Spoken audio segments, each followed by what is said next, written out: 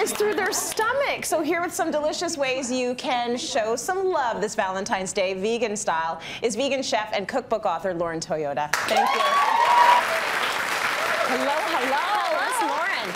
Okay, so let's talk about this. When we think of pasta, I think comfort food. I definitely think romance, because any food speaks romance to me. Yes. But the fact that you're going to be making a sauce that may traditionally have been a meat sauce. Meat and make it full vegan. Of dairy, like heavy cream, and we're going to make it completely plant-based. Nice. So we are using Eve's Italian veggie ground round as the replacement for ground beef. Yeah. This tastes delicious. It's pre-seasoned. In this particular recipe of these creamy vegan lasagna roll-ups, you don't need to cook or saute anything. We're just going to blend up the sauce in the blender. Nice. So the base of it is actually tofu, which you won't even taste. It's just there for thickness, creaminess. Tofu is one of my favorite ingredients also. Yeah, a lot of people used to complain about tofu, but I think we've gotten to a place now where people understand, get over it. Try it out. It will take on the flavor that you give it. And you can blend it, like again, we don't have to just eat it as chunks, we can blend it into things. So I'm also using a pre-made vegan cheese, and this is also going to give it that cheesy flavor. The products have improved over the years, so I really like mixing, you know, the Eve's products with other tasty vegan ingredients that you can get at the grocery store. I just added some white wine vinegar. Tang, acidity, because we're recreating that cheesiness without cheese. Same thing with white miso paste. That's going to add that umami, tang.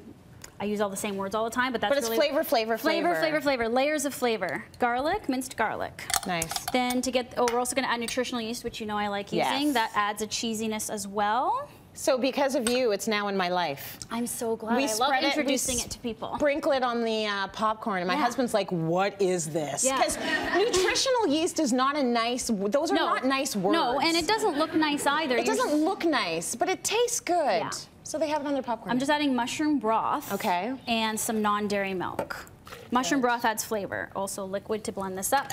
And we'll just do a little bit of white pepper. Again, I'm just using white pepper because it's a white sauce. You can still use ground pepper, and just a pinch of sea salt also.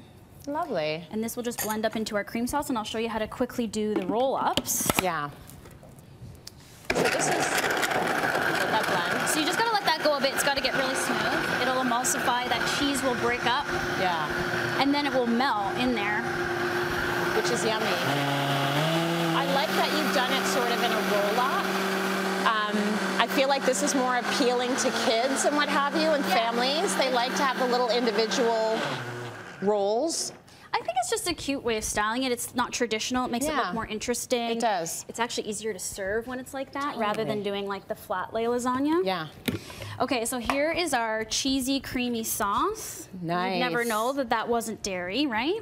It looks very creamy because of all the things. And I mean, we've talked about this before, when you are cooking vegan, you do have to add that flavor in. And that's why we put all of the ingredients in there. We put that all on our website as well, cityline.tv. If you heard nothing I said while the blender was blending, go to cityline.tv. So it's just all there. Put this in your baking dish just as like a layer on the bottom to get everything kind of, you know, juicy and so it doesn't stick. Just like you would with your pasta, Obviously, with a meat sauce. Yes, exactly. I'm not going to do this whole thing, but you would layer that evenly in the bottom. Yes, we'll just then do I put TV sauce style. on here. Spread that around. And again, you don't need to be precious about this. You don't need to be perfect. The whole point is that it's sort of deconstructed. It's rustic. This is how I like to cook and assemble things, because you don't need to be kind of like frou-frou about it. No. Think about it. You've gone to work, you've come home, you're kind of slapping everything together. Yes. So you want everything to be fairly easy. Also, it's all getting baked in the same casserole dish. You can it's pre-do this and then have it ready to bake when you get home. Yes, smart. You could do that too. Good idea.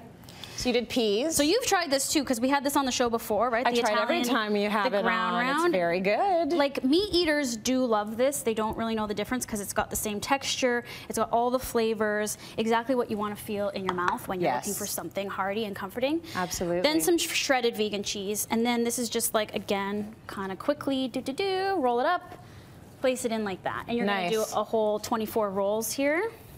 Now, when you're done, did you do like an extra, you did sauce on top? You'll have some left.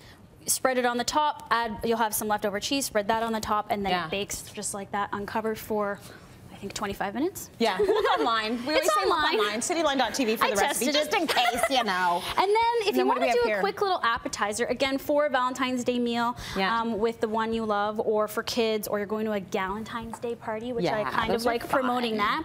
These are the Eve's ready-to-eat sweet potato and chia bites. I love them straight out of the package. Yeah, they're so flavorful. All you need to do is heat them and serve them. But if you want to kind of transform them a little bit, I did it as the stuffing for these mushrooms. So you just mash the pieces up with a fork or with your hand. I love using my hands. All we're going to do, you crumble it up into a mash. Yeah. We're going to add some fresh oregano and basil. I'm just going to talk with my mouth full. Does anyone care?